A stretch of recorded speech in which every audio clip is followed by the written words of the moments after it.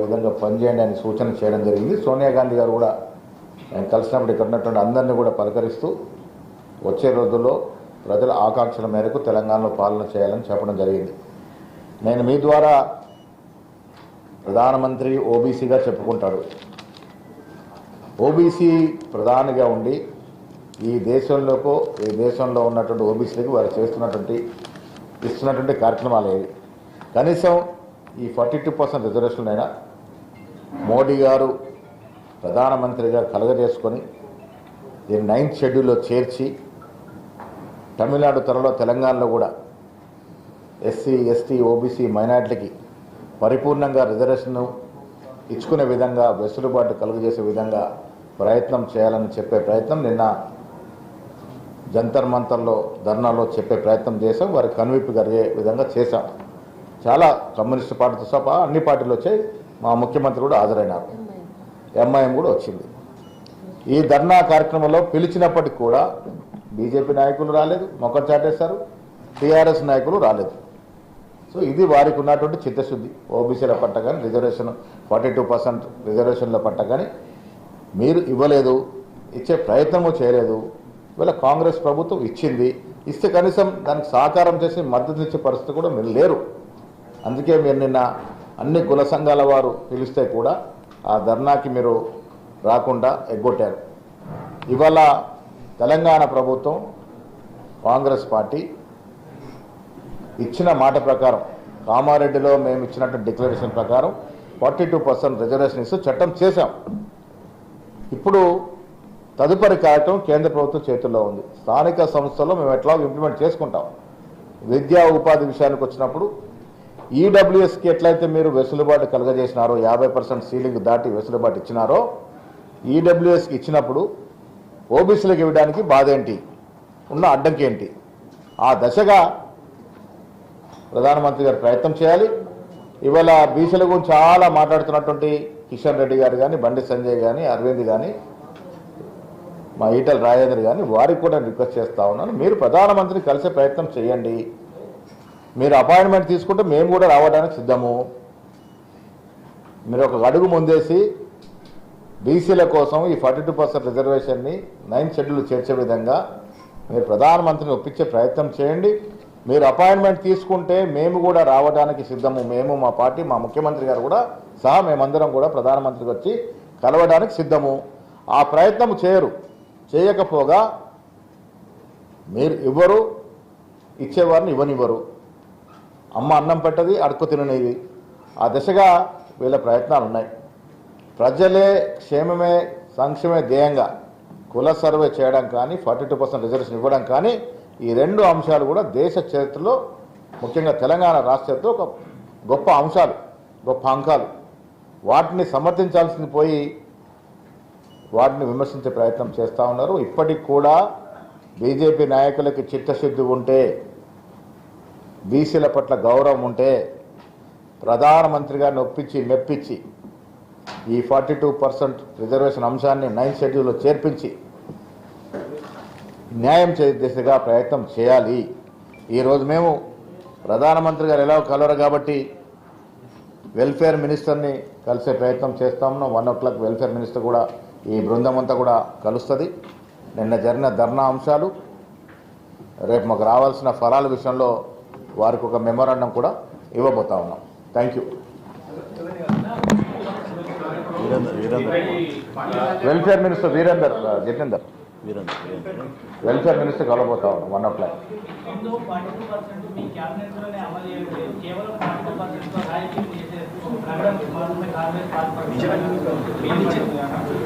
Cabinet కూర్పు అనేది చాలా అంశాలతో కూడుకున్న అంశం.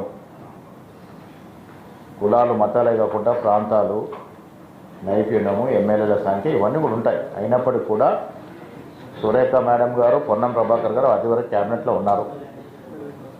ఒక పీసీసీ అధ్యక్షుడుగా ఇంకొక 2 బర్తులు క్యాబినెట్లో ఇవ్వాలని నేను మొదటి నుంచి కోరుతున్నటువంటి సందర్భం. ఇంకా 6 ఖాళీలు ఉన్నాయి. దాంట్లో 2 బీసీలకు ఇవ్వాలని కోరుతూ ఉన్నాం. ఇచ్చే ప్రయత్నం చేస్తూ ఉన్నాం. బీసీలకి కాంగ్రెస్ పార్టీ చేసినంత మేలు గతంలో కానీ, ఇప్పుడు ప్రస్తుతం కానీ, భవిష్యత్తులో కానీ బీసీలకి ఏది జరగాలన్నా ఏ గొప్ప పదవి రావాలని కాంగ్రెస్ పార్టీలోనే సాధ్యము. నేను చాలా మార్లు చెప్పాను, ఇదే ఇతర పార్టీలో సాధ్యం కాదు. ఇవాళ 42% రిజర్వేషన్ ఇవ్వడం అనేది ఆషామాషి విషయం కాదు.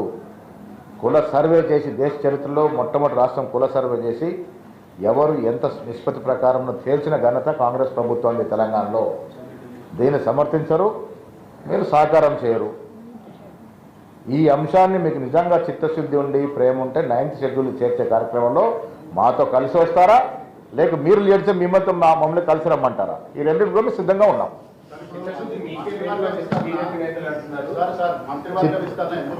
ఒక్క నిమిషం. చిత్తశుద్ధి లేనివాడు కుల సర్వే చేస్తాడా? చిత్తశుద్ధి లేనివాడు 42% ఇచ్చిన మాట ప్రకారం 42% రిజర్వేషన్స్ చట్టం చేశాం. కానీ ఆ పేరుతోటి ముస్లింలకు లబ్ధి చేసే ప్రయత్నమే తప్ప బీసీలకు నిజానికి అన్యాయం చేస్తున్నారు మీరు అనేది పొద్దున్న లేస్తే ముస్లింని ఆరాధించి ముస్లింని ఆడిపోసుకుందే వాళ్ళ పబ్బం గడవదు. ముస్లింలోని పేరు తీసుకుంది ఓట్లు పడాయి. యావత్ దేశంలో మీరు 11 సంవత్సరాలుగా మోడీ గారి ప్రభుత్వం ఈ దేశానికి ముఖ్యంగా ఓబీసీలకు చేసింది ఏందో చెప్పరు. 2 సార్లు అధికారంలోకి వచ్చి 3వసారి వచ్చినా కూడా ఇప్పటికి కూడా మతం పేరుతో ఓట్లు అడుగుతా ఉన్నారు. ఇది దౌర్భాగ్యకరమైన పరిస్థితి దేశంలో.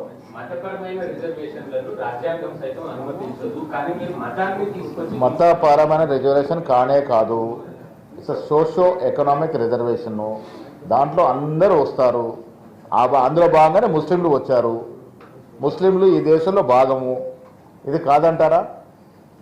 ప్రతి నిమిషం ప్రతి క్షణం ముస్లింలు తలుచుకుందే మతంని రెచ్చగొడుతూ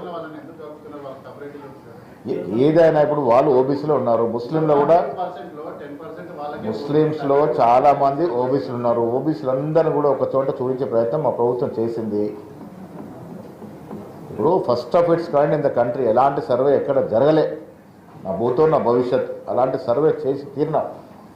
ఎవరు ఎంత నిష్పత్తిలో ఉన్నారు ఈ రాష్ట్రంలో చేసి చూపించినాం.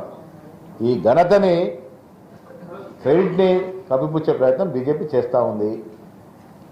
మాకు చిత్తశుద్ధి కాబట్టే కామారెడ్డి ఇచ్చిన డిక్లరేషన్ ప్రకారం 42% బిల్లు తీసుకొచ్చాము.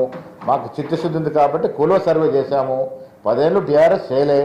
ఇలా కేంద్రం ప్రభుత్వంలో ఉండి మీరు చేయలేకపోతున్నారు. నేను మీ ద్వారా వారికి చెప్తా ఉన్నాను, రేపు జరగబోయే జన సర్వేలో కులాన్ని ఎందుకు చేర్చరు? మీకున్న బాధ ఏంటి, నొప్పేంటి? ఈ దేశంలో ఏ కులం వారు ఎంత ఉన్నారో తెలవాలి కదా. తెలుస్తేనే కదా రిజర్వేషన్ ఫలాలు అందేది. ఎందుకు మీరు చేర్చలేకపోతా ఉన్నారు? నిష్పత్తి ప్రకారం ఉంటుంది. ఆ లెక్కలు పొన్న ప్రభాకర్ చెప్తారు. ఇంకేమున్నాయా? మీరు అసెంబ్లీలో తీర్మానం బిల్ చేశారు, తర్వాత ఇక్కడ దాకా వచ్చారు, ఢిల్లీలో ధర్నా చేశారు. అసలు కేంద్ర ప్రభుత్వం కదా దీన్ని చేయాల్సింది. అందుకే ఇవాళ మేము 1 గంటకి వెల్ఫేర్ మినిస్టర్ కలుస్తూ ఉన్నాము. ప్రధానమంత్రి గారు ఎవరిని కలిసే పరిస్థితి లేరు. నేను అందుకే బీజేపీ నాయకులను అడుగుతా ఉన్నాను, మీరు కేంద్రంలో ఎంపీలుగా మంత్రులుగా ఉన్నారు, అపాయింట్మెంట్ తీసుకోండి. మాకు బేసిజాలు లేవు. బీసీల రిజర్వేషన్లో ఒక మెట్టు దిగడానికి సిద్ధంగా ఉన్నాము. మీరు అపాయింట్మెంట్ తీసుకుంటే మేము మా ముఖ్యమంత్రి, డిప్యూటీ మంత్రి, మొత్తం క్యాబినెట్ వస్తాం ప్రధానమంత్రి కలవడానికి. ఇది ప్రజల సమస్య.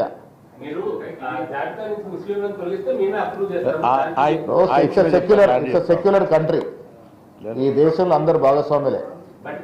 వాళ్ళు ఓట్ల కోసం, వాళ్ళు అనునిత్యం ఓట్ల కోసం ముస్లిం పేరు వాడుతూ ఉన్నారు.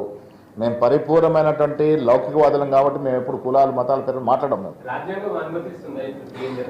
చూద్దాం, గతంలో కూడా జరిగిన సంఘటనలు ఉన్నాయి. మేము అన్ని ఆలోచించి న్యాయ నిపుణులతో చర్చించిన తర్వాత పొందుపరచడం జరిగింది. చూద్దాం. ఇప్పుడు ఆ విషయం చెప్తా, ఆ ముస్లిం చెప్తా.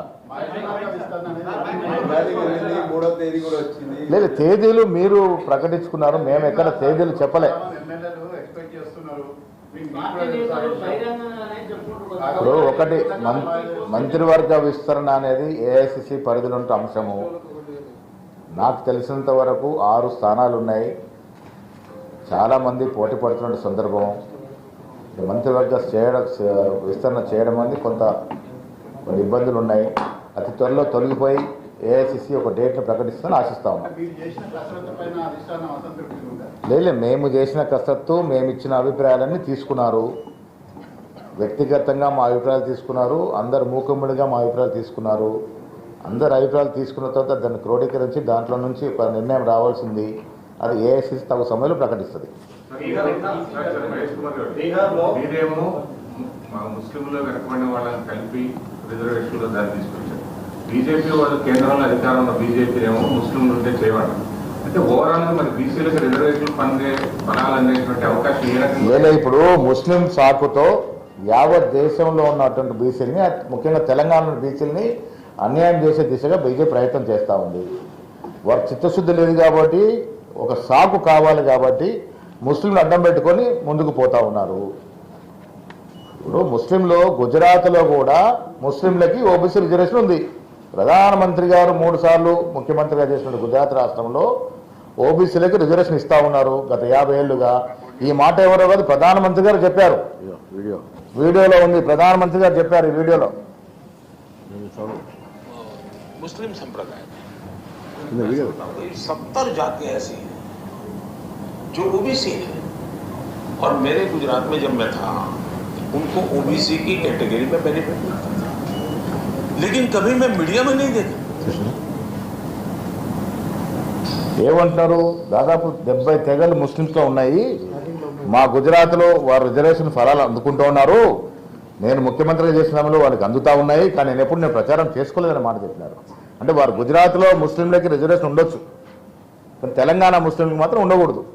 వారి ఉద్దేశం అది. ప్రతిసారి కూడా కులాన్ని మతాన్ని అడ్డం పెట్టుకొని రాజకీయాలు చేస్తూ పబ్బం గడుపుతూ ఉన్నారు. వాళ్ళకి అదృష్టం ఏంటంటే ఇంకా దేశ ప్రజలు ఆ భ్రమలో పడి వారికి ఓట్లేస్తూ ఉన్నారు. కులం పేరిట మతం పేరిట రాజకీయాలు చేసి దేశాన్ని నడపడం అనేది అత్యంత బాధాకరమైన విషయం. ఇది లౌకికవాద పునాది మీద ఏర్పడ్డ దేశం. దీన్ని అర్థం చేసుకోకుండా కులాల పేరిట మతాల పేరిట మతాన్ని ఎప్పుడు వాడుకుంటూ రాజకీయాలు చేస్తున్నట్టు పరిస్థితుల్లో మనం ఉన్నాం. ఇది మంచిది కాదు. ఎస్, ఇప్పుడు సుప్రీంకోర్టు సీలింగ్, అందుకే సుప్రీంకోర్టు సీలింగ్ ఉన్నప్పటికీ కూడా తమిళనాడులో 69% రిజర్వేషన్ ఇస్తూ ఉన్నారు. దానికి కారణం ఏంటంటే వాళ్ళకు వెసులుబాటు పొందింది 9th షెడ్యూల్ చేర్చిన వల్ల. సో అందుకే మేము కూడా అదే రకంగా 9th షెడ్యూల్లో చేర్చి తమిళనాడు తరాలో తెలంగాణ కూడా ఎగ్జామ్స్ ఇవ్వాలని కోరుతా ఉన్నాం. ఈడబ్ల్యూఎస్ 10% ఇచ్చినారు కదా. ఏ రకంగా ఇచ్చినారు?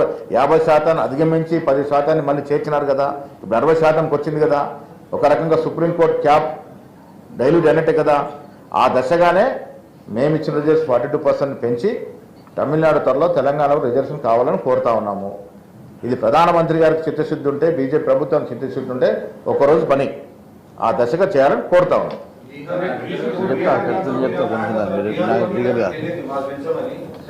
బీహార్లో కూడా కుల సర్వే చేసి టేబుల్ చేయలేకపోయినారు. మేము టేబుల్ చేసినాము. మహేష్ కుమార్ గారు, మీరు ఏదైతే చెప్తున్న రిజర్వేషన్ మీ తెలంగాణ ప్రభుత్వ కేబినెట్ పునర్వ్యవస్థీకరణ విస్తరణలో కూడా ఉండే అవకాశం ఉందా?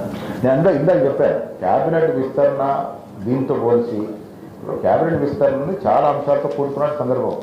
ప్రాంతాలు, కులాలు, ఎమ్మెల్యేల సంఖ్య అన్నింటినీ ఛేదించి చేయాల్సిన పరిస్థితి. అయినప్పటికీ